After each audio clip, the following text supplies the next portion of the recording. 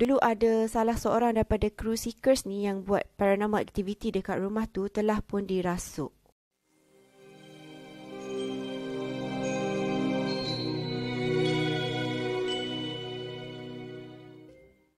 Hai, Assalamualaikum and welcome to Pika Storyteller channel. So for those yang dah pun tekan butang subscribe, Pika nak cakap thank you so much. Thank you for your support. And for those yang belum lagi tekan butang subscribe, please tekan butang subscribe di bawah sekarang. So untuk video kali ni, Pika akan buat kompilasi 3 kisah seram yang berlaku di negeri Pulau Pinang. So without wasting our time, let's get started. Kisah yang pertama, Banglo Usang di Bukit Bendera.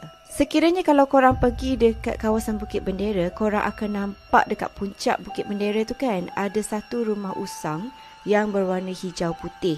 Katanya banglo ni telah pun wujud sejak tahun 1928, iaitu di zaman penjajahan British.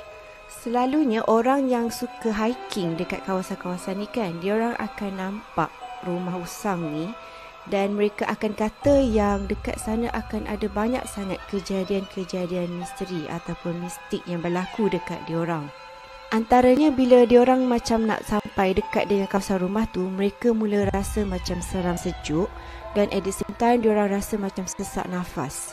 Dan lagi menyeramkan, kadang-kadang mereka dapat dengar ada satu suara tau yang seakan-akan memanggil-manggil diorang untuk masuk ke dalam rumah tu.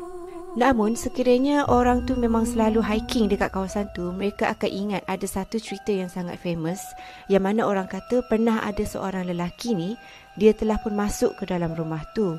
Dan malangnya selepas dia keluar daripada rumah tu, dia jadi gila ataupun kurang siuman. Dan orang kata yang kemungkinan dia jadi gila tu disebabkan oleh benda-benda yang dia nampak dekat dalam rumah tu.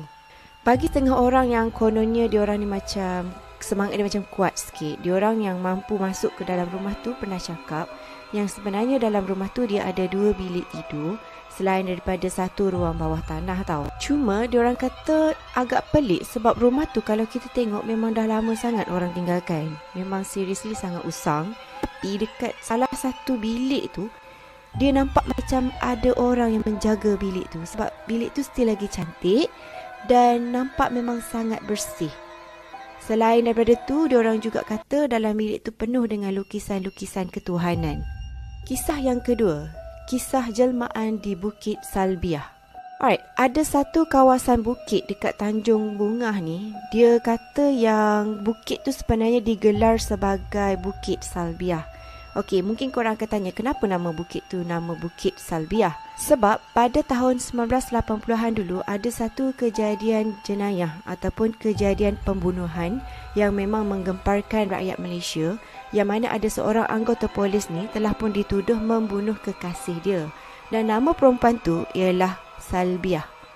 Ini dia merupakan seorang pekerja kilang dan masa tu dia bercinta dengan lelaki tu, yang mana lelaki tu ialah seorang anggota polis. Namun malangnya, selepas polis tu dia dapat tahu yang tunang dia dekat Melaka ni nak datang melawat dia, so dia jadi macam cuak.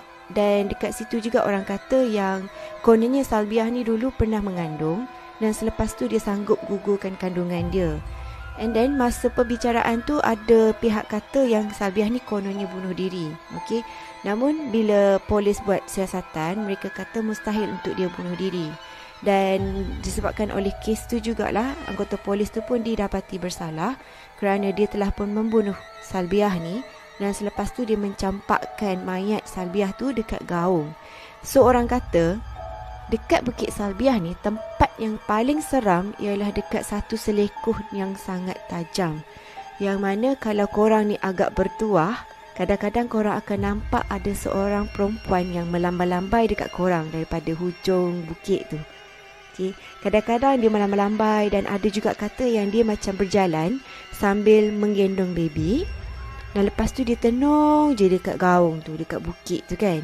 So ada lagi satu kisah pula yang dikongsikan oleh satu grup budak lelaki ni, yang mana mereka kononnya nak naik dekat Bukit Salbiah tu sebab mereka nak enjoy pada waktu malam. Alright.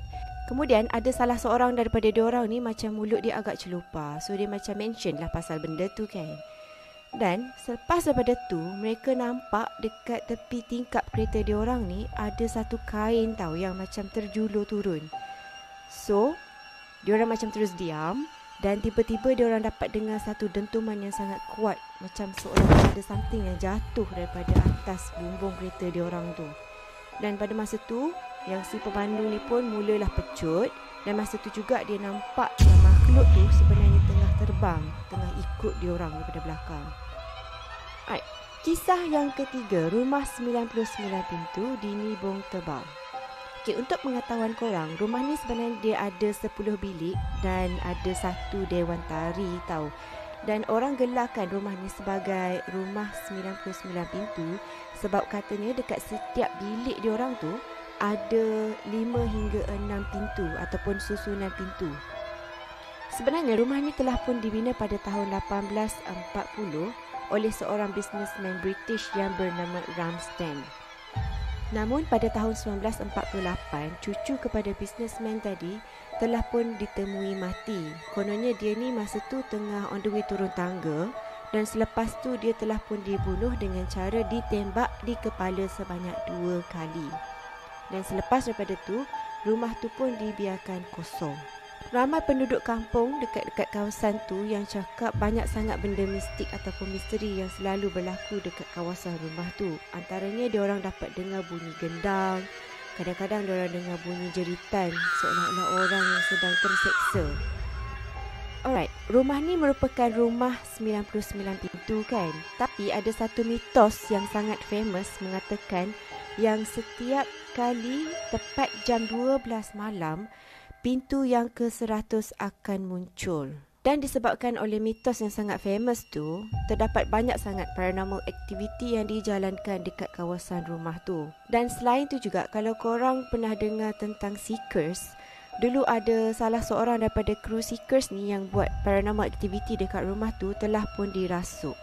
So kalau korang berani, korang bolehlah pergi dekat rumah 99 pintu ni pada pukul 12 malam. Manalah tahu kot korang boleh tengok pintu yang ke-100. Betul tak? So itu sahaja video Pika tentang 3 kisah seram yang berlaku dekat negeri Pulau Pinang. Sebenarnya dekat negeri Pulau Pinang ni ada banyak sangat lagi tempat-tempat yang kononnya seram, tapi Pika tak dapat nak cover semua dekat dalam ni. So mungkin Pika akan sambung lagi dekat video-video Pika yang akan datang. Okay, so selepas ni Pika akan teruskan dengan kompilasi 3 kisah seram yang berlaku dekat negeri lain pula. Alright, so apa-apa pun korang stay tune. Dan terima kasih kerana sudi menonton. Dan please tekan butang subscribe dekat bawah. Jangan lupa untuk tekan butang like, comment and share kalau korang nak. So see you soon in my next video. Bye.